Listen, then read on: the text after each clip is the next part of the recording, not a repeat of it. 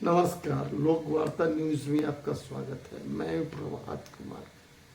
मैंने आपसे कहा था कि जमीन सर्वे को लेकर मैं आपसे फिर से रूबरू होऊंगा और आज भी मैं कह रहा हूं कि अब मैं इस पर लगातार चर्चा करूंगा और यह सारे मामले मैं आपके समक्ष, आपके न्यायालय में आपके विचार के लिए, जनता का न्यायालय से बड़ा कोई न्यायालय नहीं होता है, तो आपके समक्ष में रखूंगा।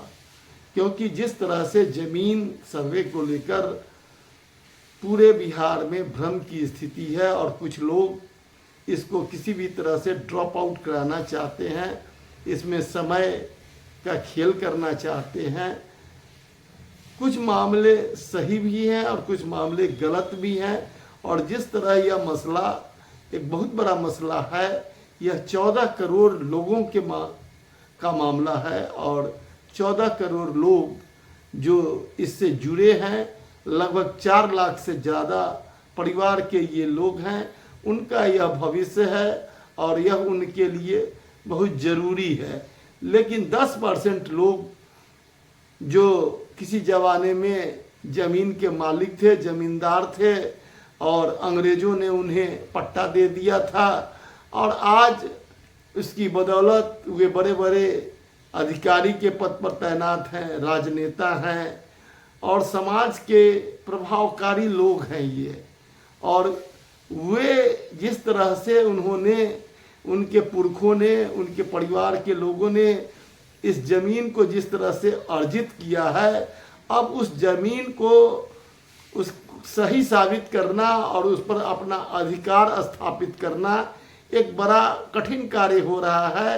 क्या है कि 1970 में जब सर्वे हुआ था तब कांग्रेस का शासनकाल था और उसमें जो उनका प्रभाव था और उस समय वही कह लीजिए कि सारे प्रभाव के केंद्र में थे।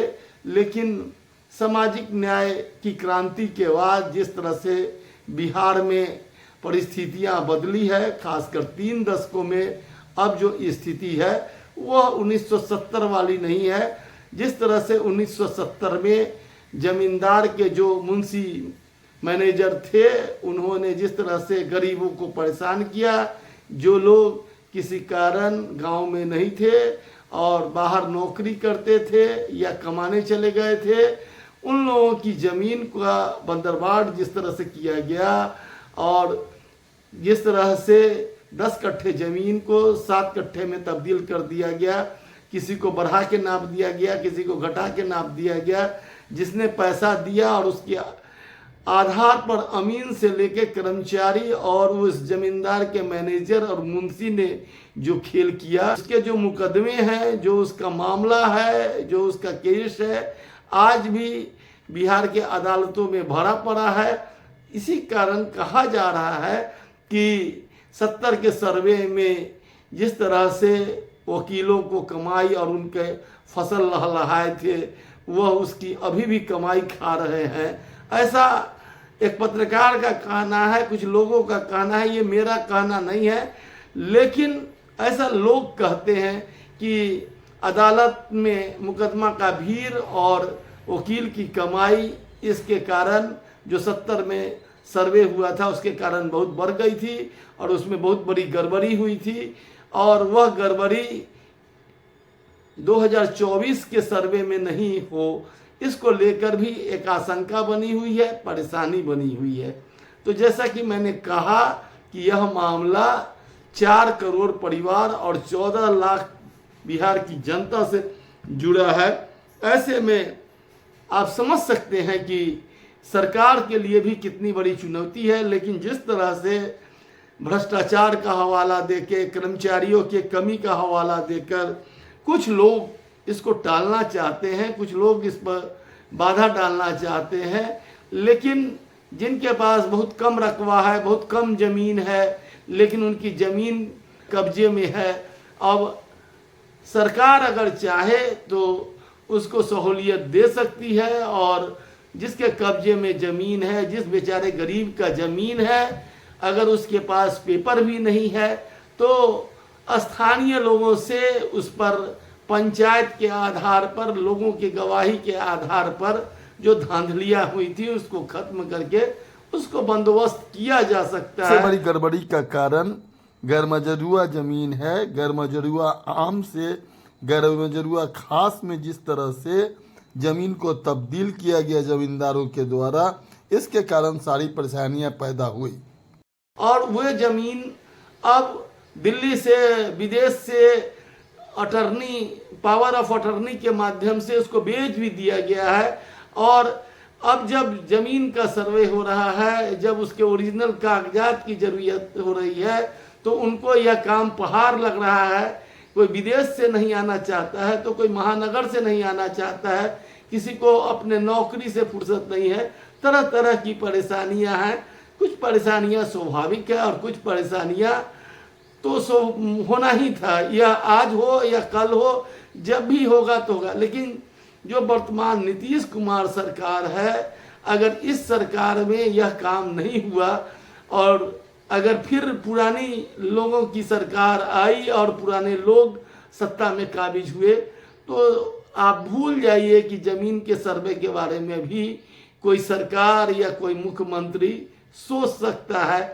वैसे मुख्यमंत्री नीतीश कुमार भी जिस तरह से उनके आंखों के तारे ये अधिकारी हैं, जो रिटायर होने के बाद भी उनसे उनका प्रेम नहीं घटता है, वह उन्हें अपने सरकार में, अपने सलाहकार मंडली में बनाए रखना चाहते हैं। तो जो सबसे ज़्यादा भ्रम फैलाया जा रहा है बिहार में जमीन सर्वे को लेकर, उसमें असली सच्चाई यही है कि जो कभी जमींदार थे उनको सबसे ज़्यादा परेशानी हो रही है। वह एन केन प्रकारेण जो उनके परिवार के सदस्य हैं, जो उनके परिजन हैं, वह इस काम को नहीं चाहते हैं कि हो, काहे कि उनकी असलियत सामने आने वाली है और वह इस मामले में लेना का देना ना पड़ जाए। जिस तरह से उन्होंने गलत ढंग से जमीनों को बेचा है और जमीन का खेल किया है, इसकी कहीं कलाई नहीं खुल जाए। और इस खेल में जो उनके सहयोगी साथी और काफ़ी खेल में साथ दिया है, तो वो कर्मचारी, जो हल्का कर्मचारी है, जो इंस्पेक्टर है, जो उसमें राजस्व अधिकारी है, वह भी उतनी ही बड़ी भागीदारी में शामिल है। और अगर यह सब कुछ सामने आया तो उनके लिए लाल कोठरी और जेल जाने की नौबत आ सकती है। वह भी इसको रोकना चाहते हैं। और एक इसमें जो बड़ा प्ले कर रहा है जो वर्ग, वो है जमीन माफिया। मैं उसके बारे में पिछले वीडियो में मैं विस्तार से बता चुका हूँ कि जमीन माफिया जो सफ़ेद लोग हैं, जो सफ़ेदी से जिनको प्रेम है, जिनका राज सत्ता से लेकर प्रशासन के तमाम तंत्र और पुलिस तंत्र में गहरी पैठ है, वह इस के पीछे पड़े हुए हैं कि यह कार्य किसी तरह से टल जाए।